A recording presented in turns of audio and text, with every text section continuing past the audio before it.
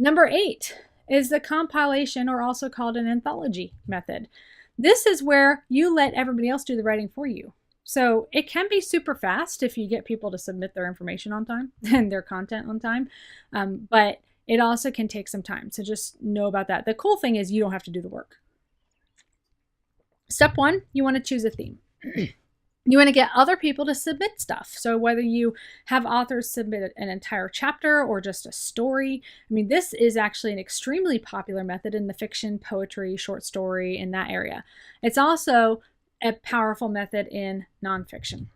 Then you're going to edit those submissions. You can also outsource the editing if you wish, and compile everything into one book. So pretty straightforward, fairly easy to complete this kind of a book. And I highly recommend you always write one chapter yourself, that you write the introduction and you write the conclusion or the epilogue or whatever at the end. You contribute a story yourself, so you're in there. Whether it's fiction or nonfiction, you want to have part of you in there. And then you can compile it into a book and publish it. Again, just like with the interview style book, way number 1, exactly like that.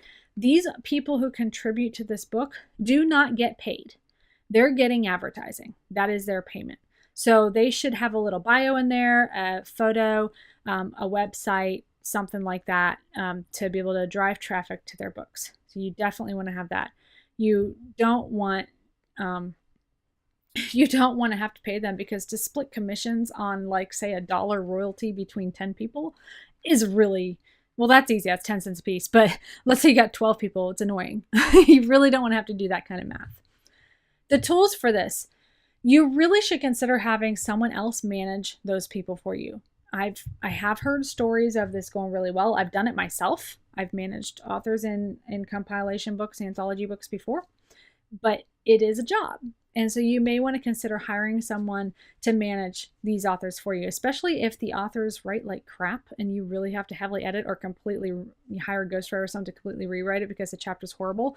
With nonfiction, you are going to experience that, because most people in the nonfiction realm are not writers. You know, let's say you're doing a business book on how to market your business online, or how to get ranked number 1 on Google or something like that. And you get all these different chapters and opinions, or even just stories of how people got started in their business. I mean, those are very popular compilation books. Those kinds of books, those people aren't writers. They don't know what they're doing. So you're going to need somebody, and it's best to have a third party, because you're too attached to your project. It's your baby. You're going to be attached to it, and that's okay. That's why you want to have a third party be the bad guy and tell these people, sorry, your thing's crap, go write it. Go write it over again. I actually have a friend who did this for a New York Times best-selling author who published a couple of these books, and she was his author manager, and she would complain to me every other day. She was like, I can't believe I have to deal with these people because they can't write. She actually rewrote several of the people's submissions. So think about that. Think about having someone who's not attached to your project be the bad guy, so that they're not mad at you, they're mad at the other person. And that's totally okay. You also need a website. You need a way for them to submit their work, and a way for you to tell them to submit their work. You need to have a web page up somewhere that says, hey, be a part of this project. Now, especially in the nonfiction realm, even in fiction, I've actually charged for this with fiction books. There are ways to do this as a contest where there's an entry fee and they may or may not get chosen for the final book. You know, that happens in the fiction realm all the time, usually like a $10 entry fee or something like that. There's also ways to charge up to $2,000 for someone to submit a chapter, because basically what they're doing is they're paying for advertising in your book, and they're using your name and your publishing company and your expertise or whatever, you know, to get their advertising. So you can get a lot of your publishing costs covered by doing this type of thing and charging for it. I personally would only charge if it's something that's going to go directly to the book's marketing and I'm not making a penny off of it. Why? Because I'm making money off the book sales themselves, and I want to see the book succeed. So I'm going to market it, of course. I'm going to put some of my own dollars behind marketing, but having help with that marketing is also very, very important. The big benefit to doing a compilation book is you have a huge sales force. Huge. Let's say you have 10 different people submit chapters or stories. Those are 10 people other than you, so you have 11 people total, who are going to market this book.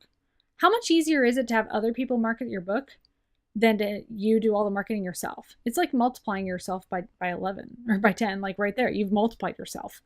And that's one of the hardest things, is to get other people to talk about your book. Well, they're going to talk about it if they're in it. Of course they are. In fact, you can make that part of the requirement. In order to be in the book, they have to commit to talk about the book. They have to commit to market it as well. And that only helps them because they're spreading more information about themselves. And of course, it helps you because it gives you money in your bank account that you can funnel into more books.